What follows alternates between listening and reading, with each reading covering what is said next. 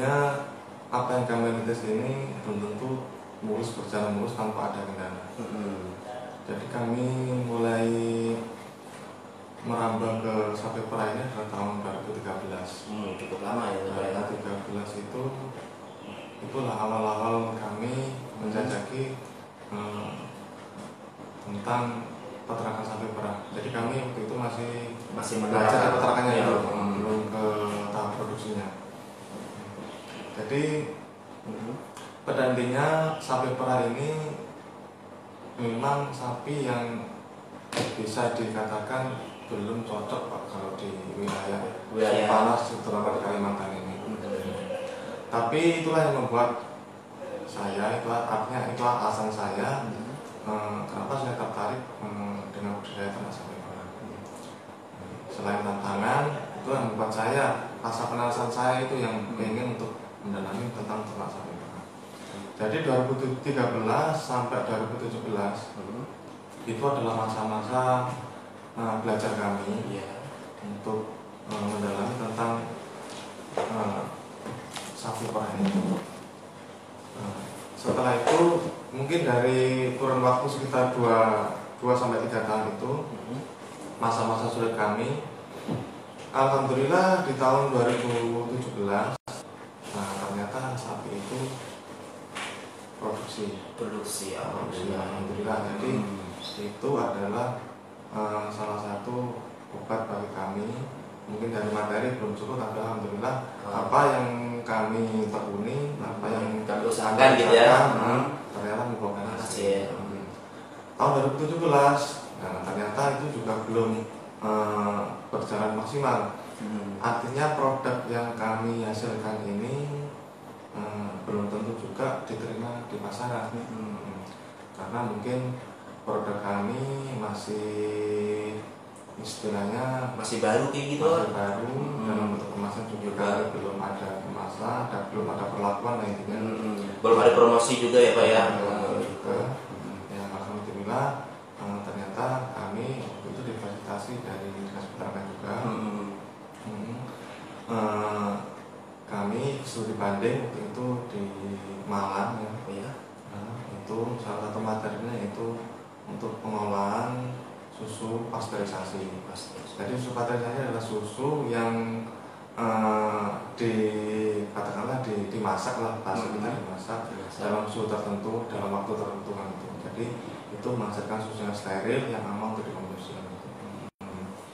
Alhamdulillah berjalan seiringnya waktu kami mencoba memberanikan diri untuk membuka outlet.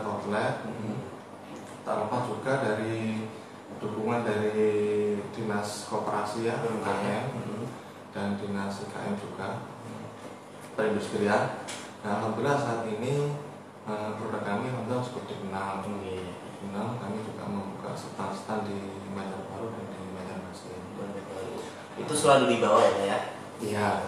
Apa Bapak tahu kabarnya ada stand di sana gimana sih Pak? Atau dikabarin dari pihak dinas terkait atau gimana gitu? Iya.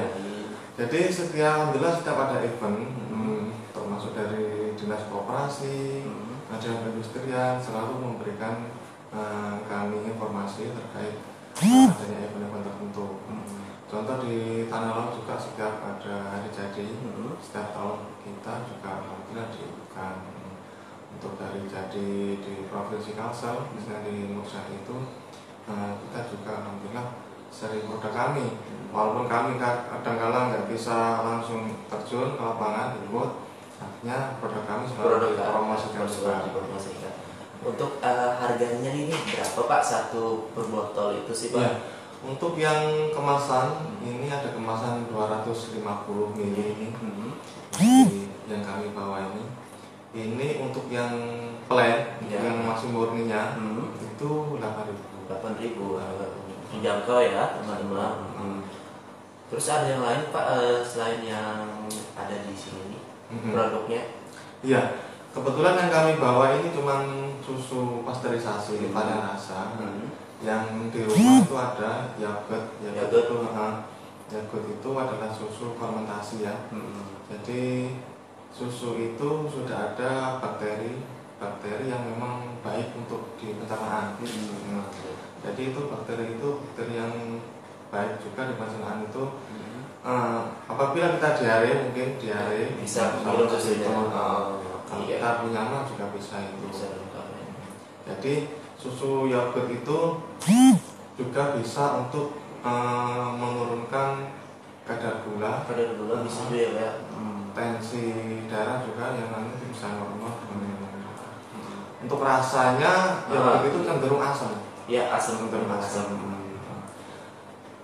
Selain itu ada juga kefir yang mungkin mas kefir itu sih Pak. Kefir itu sejenis susu fermentasi juga.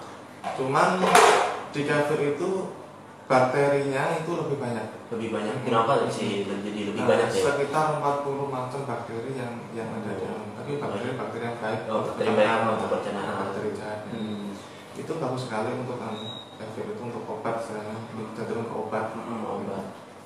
Izin Mas Derek. Oke, saya pernah dengar kalau yang kefir ini untuk kecantikan perempuan gitu. Saya sebagai perempuan agak tertarik gitu. Salah ya. Sebenarnya susu itu Mbak ya, susu itu memang bagus untuk kulit. Susu itu bagus untuk kulit. Kenapa? Nah, terus kami coba kembangkan supaya lebih praktis, lebih efisien, maka kami buatlah produk turunan dari susu itu, termasuk kefir. Kefir itu dari produk kefir itu bisa ada menghasilkan 2 macam produk. Jadi yang untuk diminum sama untuk dibuat masker. Masker. Jadi masker kefir ini sangat bagus untuk kesehatan kulit.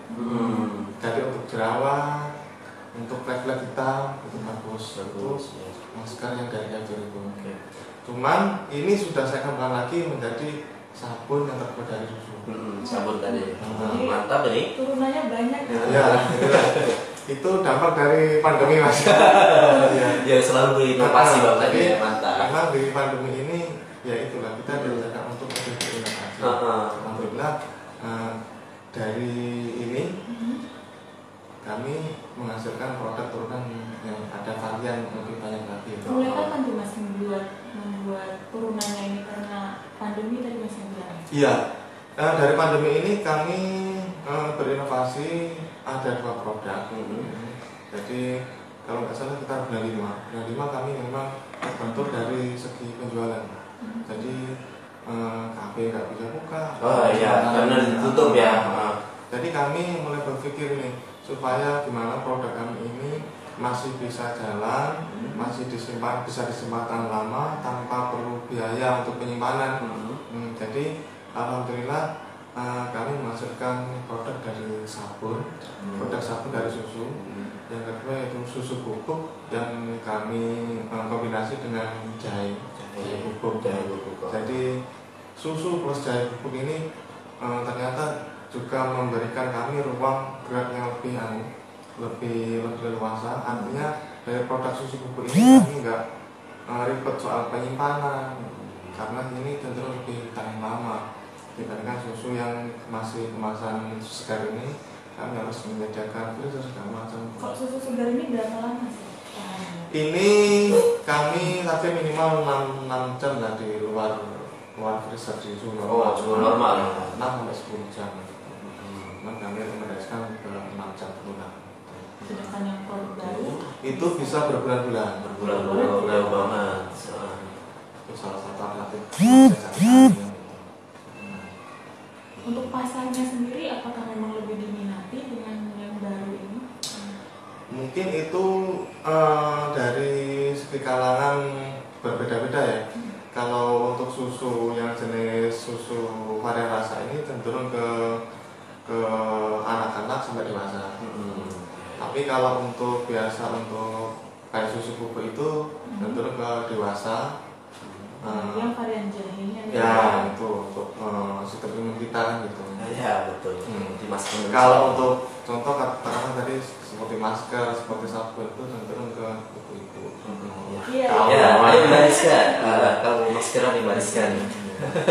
Mungkin produk kefir terus juga tadi sabun bisa diperkenalkan apa aja namanya? Iya. Dari Jadi yogurt kefir nanti nggak menutup kemungkinan juga kami istilahnya kami kembangkan lagi itu juga sabun, artinya sabun juga sabun dari kefir, dan sabun dari yogurt. Yang selama ini sabun dari susu, nanti kami kembangkan dari sabun dari bahan dasar kefir dan yogurt. Beda bentuknya apa sih, mungkin ada yang belum kenal? Kefir itu bentuknya seperti apa? Kefir itu bentuknya seperti butiran halus, cuma berwarna putih. Macam bubuk ya? Enggak, masih basah seperti mentega, kurang lebih mentega putih itu. Cuma agak teksturnya agak kasar dikit. Mirip yogurt gitu? Mirip yogurt. Oke. Untuk penjualannya ini bisa didapatkan di mana? Kalau sementara, kalau di Pelihari kami buka outlet di Anso, itu arah Balirjo Anso itu kami buka mulai jam setengah 6 sore sampai jam 11 malam. Setiap hari? Setiap hari. Setiap hari ya. Ada outlet lagi selain itu? Di Banjarmasin ada di Palima itu. Palima itu warung susu kopi Nusantara. Gabung gitu ya? Gabung di situ. Jadi di sana ada bermacam-macam produk kopi dan produk susu yang jelas. Jadi, kalau dari ini nama tokonya apa? Toko namanya ada? Itu ada toko Rojokoyo Grasmir. Rojokoyo Grasmir. Rojokoyo itu artinya Mbak, untuk istilahnya kalau di bahasa Jawa itu ada peternakan, peternakan yang berkaki 4. Berkaki 4 itu adalah peribahasanya adalah Rojokoyo. Kenapa Rojokoyo? Jadi itu adalah bisa dikatakan setiap hewan yang berkaki 4 itu otomatis mulai dari kotoran, daging, susunya itu nggak ada yang terbuang. Pasti dikasih Rojokoyo. Itu adalah sumber dari penghasilan, sumber dari kekayaan. Jadi mulai dari kotoran ternaknya, kulitnya, tulangnya, dagingnya, susunya itu bisa dimanfaatkan semuanya. Itu kan kerajaan, dia kan kayaknya tuh tingkat tinggi. Ini memang nama tokonya dipilih seperti itu. Terkait ini Pak, susu sapi lagi, berapa orang sih Pak yang membantu di rumah atau apa ya? Ya, jadi kami di peternakan kami ada 2 orang. Terus kalau untuk di pengolahan ini kami sekitar 2 orang juga. Cukup ya. Berarti cabangnya ini ada 2, ada 1 berarti cabang. Ya, di Banjarmasin yang memang resmi kami buka outlet. Apakah ada rencana buka outlet lagi ke depannya? Ada. Cuman ini yang masih tahap. Cuman yang selama ini kawan-kawan contoh dari Bandar Baru itu kami dulu yang mensuplai bahan bakunya. Jadi istilahnya masih penjajakan pasar dulu. Cuman yang di Bandar Baru itu sebatas untuk penjualan berupa segarnya dulu. Jadi belum outletnya. Iya. Oke, baik teman-teman, untuk Anda di mana saja berada, mau dialog interaktif sama Muhammad Ansari ya. Nah, di Radio Tuntung Pandang hari ini bisa aja kalian telepon di 0812 5667 5766, di 0812 5667 5766. Kami tunggu di Radio Tuntung Pandang bersama Mas Muhammad Ansari. Oke. Iya, kita masih lanjut bertanya dengan Mas Ansari. Mungkin tadi ceritanya udah dari awal, dari pembuatannya ini awalnya itu karena apa? Insting menjualnya itu awalnya dari mana? Kan tiba-tiba sebelumnya apa? Sebelumnya di mana? Iya. Jadi kami sendiri tuh nggak sadar. Betul kan, nggak sadar. Iya, nggak sadar kenapa kok bisa muncul produk seperti ini. Jadi awalnya memang itu adalah, jadi bahasanya setiap masalah itu pasti ada jalan keluar kan itu. Jadi awalnya berangkat produk ini juga berangkat dari permasalahan. Jadi waktu itu kami 2017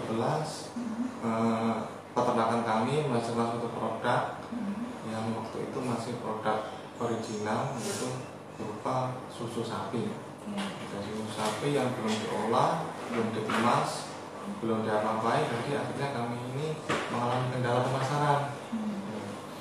Alhamdulillah setelah itu kami ada koordinasi, jadi setelah ada koordinasi dengan dinas peternakan, akhirnya kami diberikan pelatihan, bimbingan, terutama untuk pengolahan produksi dari susu sapi. Jadi alhamdulillah dari hasil binaan itulah, dari pelatihan itulah kami bisa mengeluarkan produk yang pertama, itu produk susu sapi varian Aksa. Berarti awalnya memang dari pancingan dari dinas peternakan. Iya, ya kami mulai dari manajemen peternakannya sampai produksinya. Untuk teman-teman mungkin yang saat ini juga mengalami permasalahan, mungkin ada pesannya dari Pak Ansyari sendiri. Iya, ya. Setiap usaha pasti kita mengalami yang namanya kendala ya. Tapi alhamdulillah di tempat kita Tanah Laut ini khususnya setiap dinas yang membidangi alhamdulillah memberikan pelayanan kepada masyarakat kita, termasuk UMKM-nya. UMKM-nya juga. Jadi terkait pasar, terkait modal, itu yang jelas pasti kita dibantu. Jadi setiap instansi alhamdulillah tetap memberikan pelayanan semaksimal mungkin. Jadi saran saya dari pelaku UKM, bila ada kendala-kendala terkait mungkin saat ini pasar, gitu. Ya tetap sharing, tetap koordinasi dengan dinas, dengan kawan-kawan pelaku UKM, karena itulah salah satu cara kita untuk membentuk jaringan komunitas usaha. Setiap itulah ada sharing-sharing dari kawan, sharing-sharing dengan dinas, itu pasti akan ada solusi buat kita. Siap, berarti memang harus memperbanyak teman, memperbanyak link dan juga grup lain. Ya, mungkin yang terakhir ini bisa dipromosikan untuk barangnya untuk pembeli kita yang akan membeli nantinya gitu ya. Silahkan. Ya, buat teman-teman pendengar Radio Tutung Pandang FM Tanah Laut, ini produk kami, produk peternakan, yaitu susu sapi. Susu sapi adalah minuman kesehatan. Peternakan kami tepatnya di Desa Ampungan, Pasar PTP. Bisa langsung berkunjung ke peternakan kami, karena sudah banyak peternakan di tempat kami yang berkunjung. Tahun kemarin dari TK Kemangga Bayangkari dan TK Kodir juga sering berkunjung. Alhamdulillah nanti kami rencana ada juga buka untuk wisata edukasi. Jadi di sana bisa melihat sapi, bisa belajar mengolah, bisa belajar mungkin kita mengolah susunya, bisa dinikmati langsung. Untuk stand kami ada stand di Angsol ala Arab Balairejo. Itu stand kami sendiri, Rojokoyo Rice Mill. Di sana bisa pesan susu dengan rasa buah kurang lebih 13 varian rasa.